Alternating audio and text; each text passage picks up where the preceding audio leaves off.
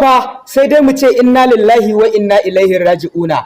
Allah ya yi wa tsohon shugaban ƙasar Najeriya wato Muhammadu Buhari rasuwa a yau din nan. Mai magana da yawunsa Garba Shehu ya tabbatar da haka a firarsa da ya yi da BBC. To daga ƙarshe sai dai mu ce Allah Ubangiji ya ji kan Baba Buhari, ya yi masa rahama, Allah Ubangiji ya sa ya huta. Tabbas mu 'yan Najeriya mun yi rashi, kuma wannan rashi da muka ba ƙaramin rashi ba ne, babban rashi ne. Allah Ubangiji ya ji kanka Baba Buhari. To fa sai dai mu ce inna lillahi wa inna ilaihi raji'una.